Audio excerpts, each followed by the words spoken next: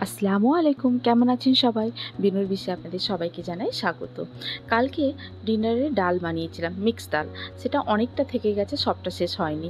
আর আমাদের বাড়িতে বাসি ডাল কিন্তু কেউ খাবে না, ফেলে দিতে হবে।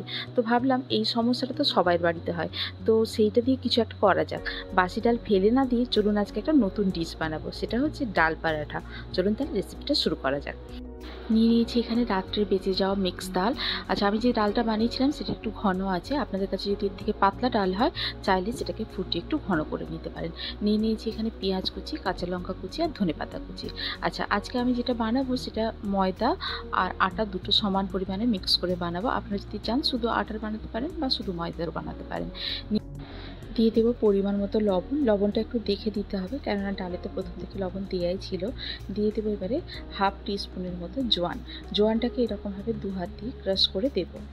দিয়ে এবারে সবগুলোকে একসঙ্গে মিশিয়ে নেব ভালো করে। দিয়ে এবারে ডালটা যেটা ছিল সেটা দিয়ে দেবো। ডালটা সবটুকু দেবো না, একটু রেখে দেবো, পরে যখন দরকার হবে তখন আবার একটু দেবো। দিয়ে এবারে এর সঙ্গে দিয়ে দিলাম পেঁয়াজ কুচি, লঙ্কা কুচি আর ধনেপাতা কুচি, যেটা করে রেখেছিলাম আগে থেকে, দিয়ে দিলাম সবটাই।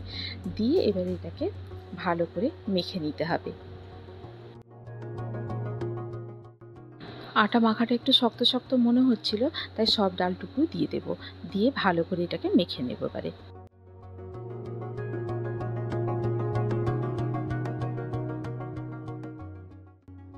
আটাটা মাখা হয়ে গেছে, এবারে অল্প একটু সাদা তেল নিয়ে পুরো আটার ওপরটা ভালো করে মাখিয়ে নেব।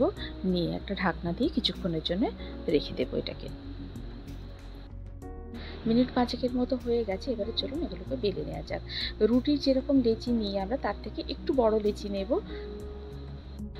এবারে শুকনো ময়দা নিয়ে যেমন রুটি বেলে সেরকমভাবে একটু বড় সাইজ করে বেলে নেব। বেলে নিয়ে এবারে এটাকে এরকম 4 ভাঁজ করে মুড়ে দেব। আপনারা যদি চান 3 ভাঁজেও মুড়তে পারেন, 3 কোনা হবে সেক্ষেত্রে। এটা আমি 4 ভাঁজে মুড়ছি যাতে চৌকো হয় পরোটাটা। দিয়ে আবারও কিছুটা শুকনো ময়দা নিয়ে বেলে নেব এটাকে। আপনারা যদি চান তেল দিয়েও বেলতে পারেন, আমি এখানে ময়দা দিয়ে বেলছি।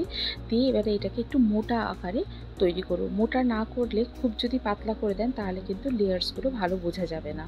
আর যদি একটু মোটা করে বেলেন তাহলে লেয়ার্সগুলো খুব ভালো করে বোঝা যাবে। বেলাটা কমপ্লিট হয়ে গেছে, চলুন এবারে সেঁকে নেওয়া যাক। নিয়েছি এখানে আমি একটা তাওয়াটাকে গরম করে নিয়েছি। নিয়ে এবারে পরোটাটাকে দিয়ে দিলাম। তবে পরোটার মতো কিন্তু এটা ছাঁকা তেলে ভাজা হবে না, রুটির মতো এটাকে সেঁকে নিতে হবে। 2 পিঠ ভালো করে সেঁকা হয়ে গেলে তখন অল্প করে ঘি মাখিয়ে আমি এটাকে নামিয়ে নেব। নিলেই আমাদের ডাল পরোটা একদম রেডি। কেউ যদি চান এখানে বাটার দিয়েও সেঁকতে পারেন, আবার তেল দিয়েও সেঁকতে পারেন, আবার কেউ যদি চান এমনি শুকনোও সেঁকে নিতে পারেন। সেক্ষেত্রে তাহলে পরোটা হলো না, রুটি হবে। আমি আপনাদের দেখানোর জন্যে একটাকে ঘি দিয়ে সেঁকে নিয়েছি, তারপরে সবগুলো কিন্তু আমি শুকনোই সেঁকে নিয়েছিলাম। খেতে কিন্তু অসাধারণ লাগে দুইভাবেই। এই যে ডাল পরাঠা একদম রেডি হয়ে গেছে। আপনারাও ট্রাই করুন বাড়িতে করে, জানান আমাকে কেমন লাগলো। যদি ভালো লেগে থাকে তাহলে বন্ধুদের সঙ্গে শেয়ার করুন। আর যদি কোনো নতুন বন্ধু থেকে থাকেন তাহলে আমার চ্যানেলটিকে সাবস্ক্রাইব করে পাশে থাকার অনুরোধ রইল। আজকে আমি এটাকে সার্ভ করব টমেটো সস দিয়ে। আপনারা যদি চান আচার দিয়েও সার্ভ করতে পারেন, বা আলু ভাজা দিয়ে সার্ভ করতে পারেন, বা বেগুন ভাজা দিয়ে সার্ভ করতে পারেন। আজ তাহলে এই পর্যন্তই, আবার দেখা হবে। ভালো থাকুন, সবাইকে ভালো রাখুন। আল্লাহ হাফিজ।